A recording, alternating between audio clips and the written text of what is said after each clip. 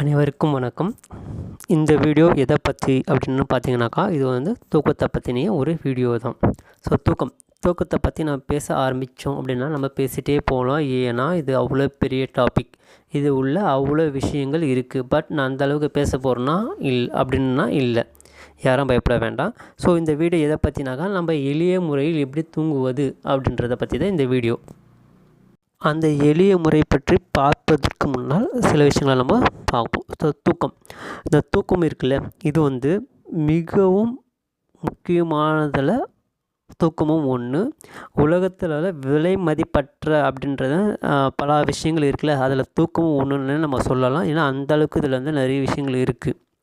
So தூக்கம் இல்லை, சரியான தூக்கம் இல்லைன்னா என்னென்ன ப்ராப்ளம் வரும், என்னென்ன அப்படின்றத நம்ம பார்க்கலாம். அதில் வந்து ஒரு சில விஷயங்கள் பார்த்திங்கனாக்கா, இந்த மன அழுத்தம், டிப்ரெஷன், ஆன்சைட்டி, அப்புறம் வந்து அஜீரண கோளாறு, சரியாக டைஜஸ்ட் ஆக மாட்டேங்குது. இந்த பிரச்சனைக்கெல்லாமே பார்த்திங்கன்னா தூக்கமின்மை தான் ஒரு ரீசன். இது மாதிரி வந்து இது வந்து ஒரு சிலது மட்டும் தான் இப்போ உங்கள்கிட்ட சொல்லுங்கள். இது மாதிரி நிறைய விஷயங்கள் இருக்குது. இதுக்கெல்லாமே காரணம்னா சரியான தூக்கமின்மை தான். நான் சொன்னது தூக்கம் இன்மையை பற்றியா சொல்கிறது. நல்லா இப்போ நம்ம தூங்கினா என்ன ஆகும் அப்படின்னா, நம்மளுடைய உடல் வந்து புத்துணர்ச்சி பெறும். ஸோ அதுதான் முக்கியமானது ஒன்று. இதில் மாதிரி நிறைய விஷயங்கள் இருக்குது, அதை பற்றி நான் இப்போ சொல்ல விரும்பலை. இன்கேஸ் இந்த வீடியோ பிடிச்சி உங்களுக்கு அதை பற்றின மோர் இன்ஃபர்மேஷன் வேணும்னு கமெண்டில் இல்லை லைக்ஸ்லாம் நிறைய வந்துச்சுன்னா அதை பற்றிய ஃபுல் டீட்டெயில் தான் நான் வந்து அந்த வீடியோ போடுறேன்.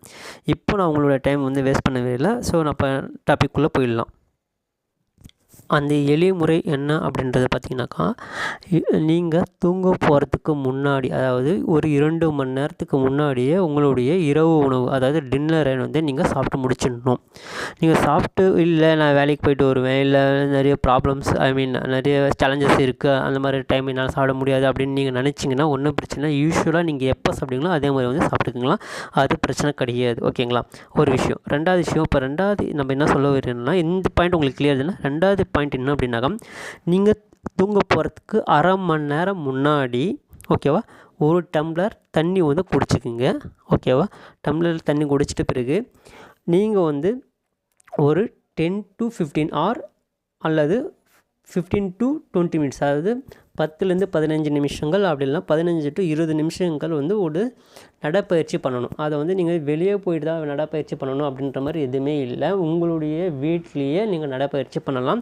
உங்களுடைய வீட்டுடைய பேக் சைட் பின்புறத்தில் நடைப்பயிற்சி பண்ணாலும் சரி, இல்லை உங்கள் வீட்டுடைய ஹாலில் நடைப்பயிற்சி பண்ணாலும் சரி, அப்படி இல்லை உங்கள் வீட்டுடைய பெட்ரூம்லேயே நீங்கள் வந்து நடைப்பயிற்சி பண்ணாலும் சரி, அது மினிமம், அதாவது குறைஞ்சபட்சம் ஒரு 10லேருந்து 15 நிமிஷம் வந்து ஒரு நடைப்பயிற்சி பண்ணிவிடுங்க.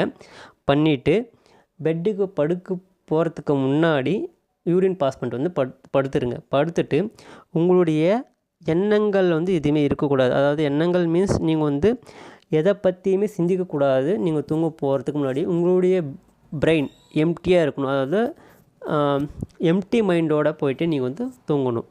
அப்படி தூங்குனீங்கன்னா கண்டிப்பாக உங்களுக்கு வந்து சீக்கிரமாக தூக்கம் வந்துடும். ஓகேங்களா? நம்ம வந்து எவ்வளவோ மெடிசன்ஸ் எடுத்திருப்போம், தூக்கம் இல்லைன்னு சொல்லிட்டு நிறைய மெடிசன்ஸ் டாக்டர்லாம் நம்ம பார்த்துருப்போம். பட் இதை வந்து நம்ம அதெல்லாம் ஈஸியாக நம்ம ஓவர் கம் பண்ணலாம். இந்த மாதிரி சிம்பிள் சில விஷயங்கள் நம்ம பண்ணாலே போதும், நம்ம ஈஸியாக வந்து ஓவர் கம் பண்ணிடலாம்.